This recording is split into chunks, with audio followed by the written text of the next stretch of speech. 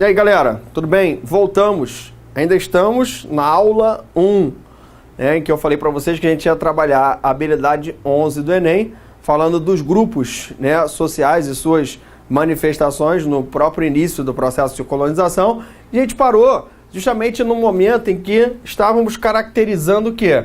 Os povos tupis guaranis. Caracterizamos esses povos como sendo povos que vão, de certa forma, o quê? Ter uma concentração no litoral brasileiro. E aí caracterizamos o quê? Toda a organização em relação à sua estrutura social, a questão da agricultura, tendo uma agricultura rudimentar, de subsistência, e tendo também o quê? A inexistência da propriedade privada. E aí eu expliquei a vocês todas as consequências da não existência da própria propriedade privada e a valorização que é da propriedade coletiva de terras. Uma coisa extremamente importante que a gente vai trabalhar agora é a divisão do trabalho.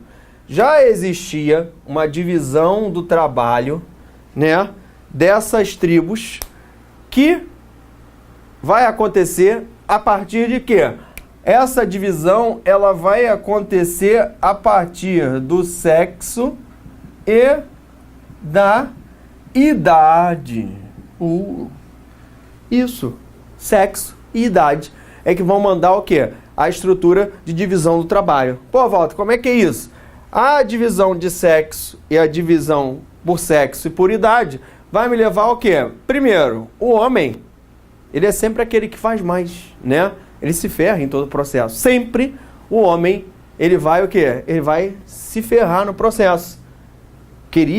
O meu sonho é ter, na realidade, uma mulher que me banque, mas eu não consegui isso até hoje. Eu vou fazer o quê? Não tem como fazer nada. Então aqui, esse cara aqui é igual a mim, o índio. Por quê? O cara, dentro da própria aldeia, dentro daquela tribo específica, dentro daquele grupo específico, o sexo masculino é que vai fazer o quê? Um trabalho mais pesado, Então o corte do pau-brasil era feito pelo índio do sexo masculino entre 20 a 30 anos. É ele que vai fazer o trabalho mais pesado, o corte do pau-brasil, no caso, quando ele começar a ter as primeiras relações com os portugueses. Então esse cara sou eu, que me ferro todo dia, eu não consegui arrumar uma mulher para me bancar. Também vai ser difícil devido à minha própria feiura, mas estou tentando, almejo um dia conseguir, talvez eu consiga, talvez não, até hoje está difícil, mas prestando atenção em que eu tenho o sexo e a idade. Esse sexo e a idade mandam o quê? Na organização da divisão do trabalho. Então eu tenho o sexo masculino com o trabalho mais difícil, o trabalho mais pesado, e eu tenho o sexo feminino, as mulheres e as crianças que vão ficar onde? Vão ficar na aldeia. As mulheres e as crianças, as mulheres principalmente, vão se dedicar ao quê? À atividade doméstica e vão se dedicar ao quê? À lavoura, à agricultura, e as crianças vão fazer aquela atividade complementar. Então a mulher nunca deveria ter saído daí, mas saiu. Nunca deveria ter saído, mas conseguiu sair. É um erro do homem deixar a mulher sair daí. A mulher deveria ter continuado aí a vida toda. Tô brincando, hein, gente? Tô brincando, porque senão o movimento feminista me pega aí e vai me tacar na fogueira da Inquisição. Mas você tem que prestar atenção que existe, uma divisão do trabalho. E essa divisão do trabalho é que vai influenciar diretamente nas relações entre portugueses e índios. Ah, por que, Walter, você está falando isso? Sim, porque nesse momento aqui eu tenho o quê? Uma organização por sexo e por idade. Então isso é um tipo de organização social criada pelo próprio nativo. O que o português vai fazer? No início, as relações são amistosas porque, de certa forma, eu não tenho a interferência do português nessa divisão do trabalho. Ou seja, o português não vai interferir diretamente nessa divisão do trabalho. Por ele não interferir nessa divisão do trabalho, é que essas relações iniciais vão ser relações o quê? Amistosas. Eu tenho relações amistosas e aí o primeiro momento ele é caracterizado o quê? Por uma relação mais amena entre o português e o índio. Legal? Tudo bem? Próxima característica. Algumas tribos vão praticar o quê? A chamada antropofagia. Meus amigos, a antropofagia é um caso sério dentro da história do Brasil. Por quê? Essa antropofagia era, né, um ritual que você tinha, onde os índios se alimentavam de carne humana. Mas a questão de se alimentar de carne humana não quer dizer que o índio seja o quê? Canibal. Existe uma diferença muito grande entre você classificar, entre você criar estereótipos em relação ao quê? Em relação ao índio, dentro dessa própria concepção de quê? Da ideia de canibalismo. Não existe o canibalismo aqui. Canibalismo, ou o conceito de canibal, seria o quê? O cara que se alimenta, ou o grupo específico que se alimenta de carne humana efetivamente e diariamente. Isso não vai acontecer com o nativo. A ideia da antropofagia é a ideia nativa de você ter um ritual onde aquele grupo vitorioso dentro de uma guerra, ou aquela tribo vitoriosa dentro de uma guerra, vai comer o líder mais valoroso, o guerreiro mais valoroso, ou o líder que vai se destacar mais dentro da guerra, aquele mais corajoso. Por quê? A ideia do índio de comer o seu inimigo mais valoroso é que essas características boas alocadas no seu inimigo passe para você, através do momento que você começa o quê? A comer a própria carne dele. Então, a ideia primordial não é a prática do canibalismo. Volto a afirmar. Isso, o ritual de antropofagia, o ritual de você comer o seu guerreiro mais valoroso, é justamente o quê? Um ritual que afirma a própria identidade do índio. A identidade ligada justamente àquilo que a gente denomina como cultura da guerra. Ah, mas não foi o português que trouxe a guerra para as Américas? Não.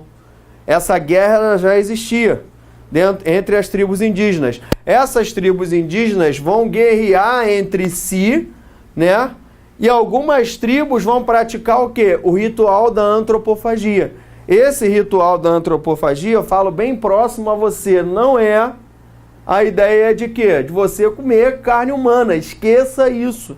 Esqueça essa concepção. Essa concepção do índio como canibal é uma concepção o quê? Do próprio português, de acordo com a visão eurocêntrica dele, que vai permitir que os colonizadores passem a dizimar os índios, com essa justificativa de quê? Que o índio era canibal, que o índio comia carne humana, que o índio tinha pacto com o diabo, que o índio fazia feitiçaria. Isso tudo vai servir o quê? De processo legitimador para a dominação.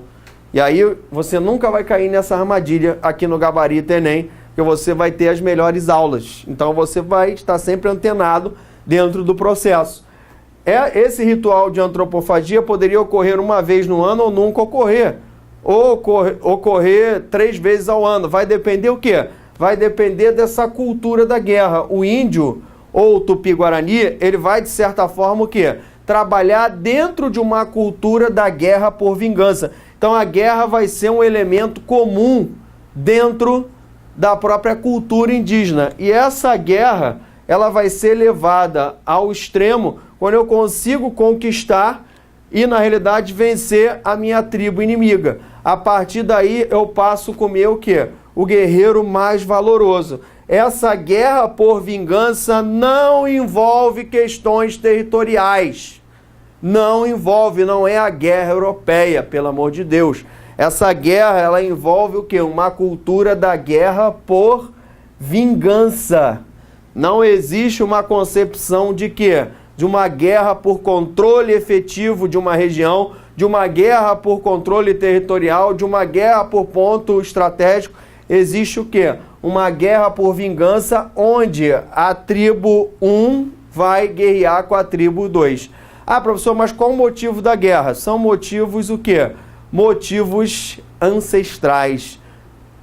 motivos que vão levar ao quê? A uma guerra de uma família contra a outra. Essa guerra já poderia durar aí mais de 300, 400 anos, vai passando de geração para geração. Mas é uma guerra que vai ter como feeling básico o quê? A guerra por vingança. É uma guerra onde você tem, principalmente como elemento essencial, a identidade indígena. Prestar atenção que a guerra não é um elemento descartável dentro da cultura indígena. Ele é extremamente importante para forjar o quê? Para forjar a própria cultura do índio. Caracterizamos, então, de maneira específica, os tupis-guaranis.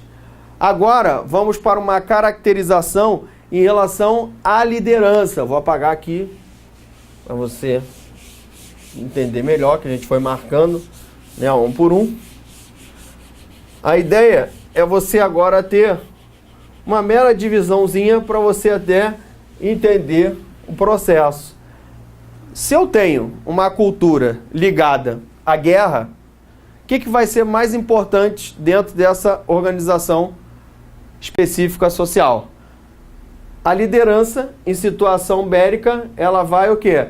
Ela vai, na realidade, determinar o quê? A organização material e social. Então, o chefe escolhia um novo local e o chefe ou o líder ou o cacique, ele vai ter aqui, né, uma condição essencial de liderar o seu grupo. Agora, geralmente nas sociedades ocidentais, o chefe ou o líder daquele determinado grupo, ele tem uma série de privilégios, né?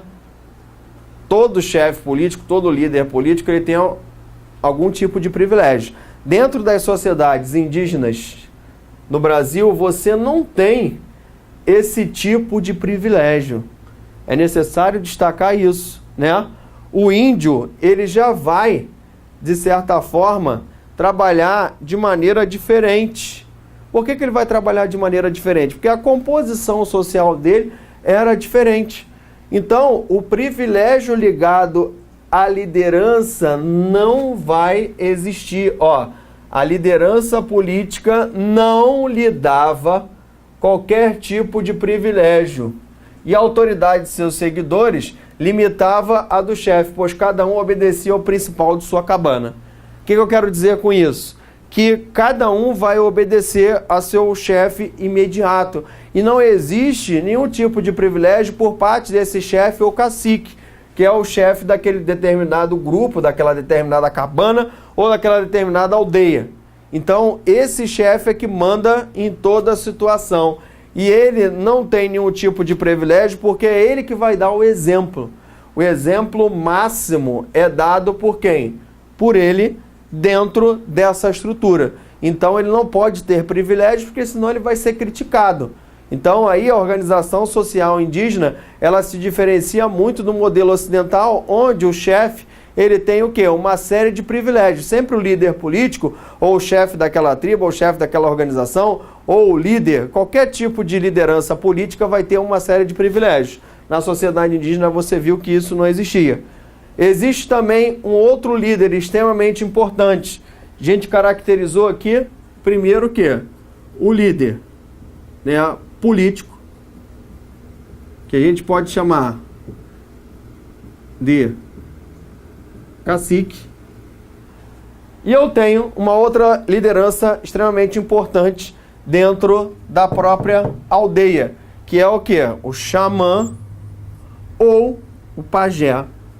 O pajé é o líder religioso. Aqui, ó. Nós vimos lá em cima o líder político. Aqui você tem o líder religioso. Esse líder religioso, ele vai se destacar, é ele que vai, de certa forma, cuidar do processo religioso, é ele que também vai, às vezes, em alguns momentos, ele acumula autoridade política, na falta de um líder político, e ele também vai ter a função de curandeiro. Né? Aquele médico que não existia, ele vai exercer o quê? A função de curandeiro e principalmente a função de mediador. Porra, Walter, mediador de quê? Pajé, mediador? Sim, mediador entre os espíritos e o resto do povo.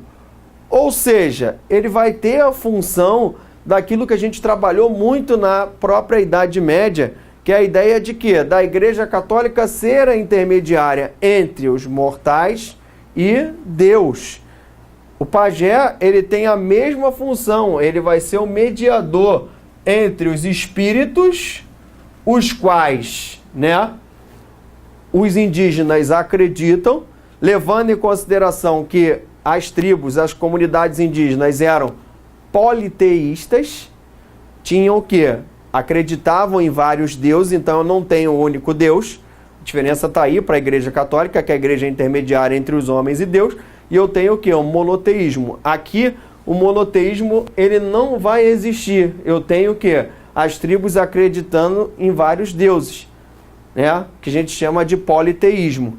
Além do politeísmo, o pajé, ele vai ter a função de quê? Dessa intermediação entre os espíritos e Deus. Uma outra característica social importante também vai ser a condição da poligamia. Você poderia encontrar várias mulheres, várias índias com um índio só.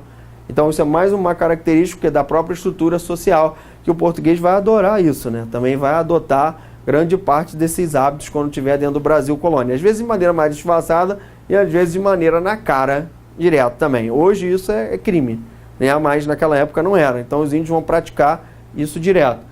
A ideia de mediação. As funções também que eu destaquei de quê?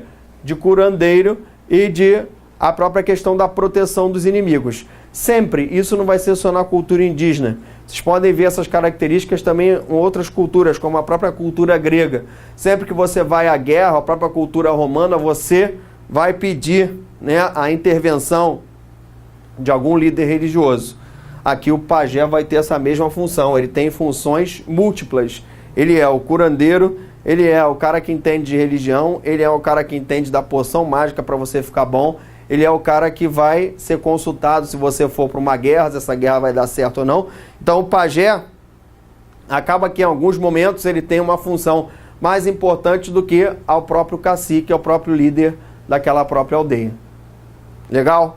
Agora a gente já está pronto o quê? Para resolver uma questãozinha do Enem, clássica, do Enem 2009. Então vamos pegar lá uma questãozinha do Enem 2009, para a gente encerrar esse bloco, encerrar essa primeira aula. Vamos lá. Enem 2009. Os vestígios dos povos Tupi-Guarani encontram-se desde as Missões, que é a região do Rio Grande do Sul, e o Rio da Prata, ao sul até o Nordeste, com algumas ocorrências ainda mal conhecidas no sul da Amazônia. A leste ocupavam a faixa litorânea, desde o Rio Grande do Sul até o Maranhão. A oeste aparece no Rio da Prata, no Paraguai, nas terras baixas da Bolívia. Evitam as terras inundáveis do Pantanal e marcam sua presença discretamente nos cerrados do Brasil Central. De fato, ocuparam de preferência as regiões tropical e subtropical.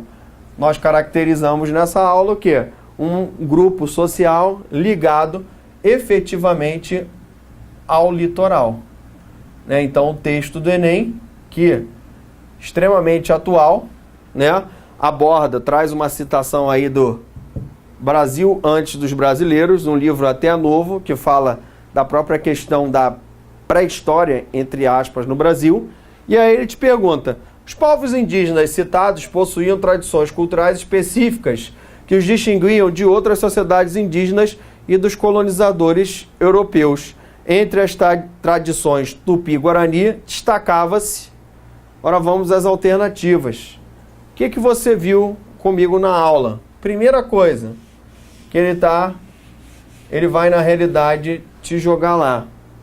Primeira coisa, na letra A, ele fala o quê? A organização em aldeias politicamente independentes, dirigidas por um chefe, eleitos por indivíduos mais velhos da tribo. O que nós vimos? Que a ideia da liderança está ligado à guerra. Então o líder era forjado aonde? Na guerra. Organização em aldeias politicamente independentes. Nós vimos que a organização, ela vai ser uma organização muito mais o quê? Vai ser uma organização muito mais simples do que uma organização política complexa. Na letra B, ele fala a ritualização da guerra entre as tribos e o caráter semi-sedentário de sua organização social. Parece essa. Você já tem aqui na telinha a cola lá da resposta, que vai ser o quê? A letra B. Então a gente pode marcar a letra B. Mas não antes de ver as outras. Ó, a conquista de terras mediante operações militares que permitiu seu domínio sobre vasto território. O que eu destaquei a vocês? Não existe uma relação direta com a conquista territorial. Não existe. Essa ideia de conquista territorial eu não tenho. Então, tchau para a conquista do território. Conquista territorial, adeus, joga fora. Isso aí é coisa do demônio, esquece. Aí na D, o caráter pastoril de sua economia. Existia caráter pastoril? Lembra que nós destacamos também logo no primeiro bloco que o caráter de uma economia ligada à agricultura. Os índios não criavam animais, eles não tinham atividade pastoril. Tanto que na carta do Pero Vaz de Caminha ele vai se assustar com isso. Não existia atividade criatória. Esqueçam isso, joga fora. Caráter pastoril, ele não existe, né? E na letra E, o desprezo pelos rituais antropofágicos praticados em outras sociedades indígenas. Nós vimos que isso também não vai existir.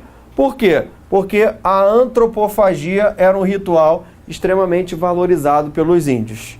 Viu como ficou fácil? Deu pra gente resolver a questão molinha, né? Você vai encarar o Enem de maneira assim arrasadora com as nossas aulas. Por quê? Porque você deu para perceber aqui que é o quê? É uma organização de questão, uma montagem, a banca monta uma questão o quê?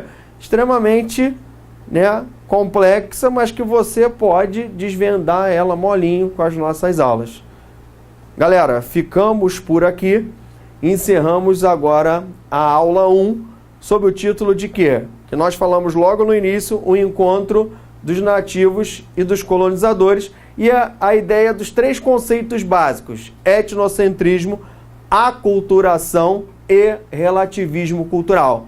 A nossa primeira aula versou o quê? Sobre esses assuntos. Então, não esqueça de você dar sempre uma estudadinha, uma revisão em relação aos 3 conceitos básicos que eu acabei de falar e a própria organização das tribos indígenas no Brasil. Valeu, tudo de bom, um abraço e até a próxima.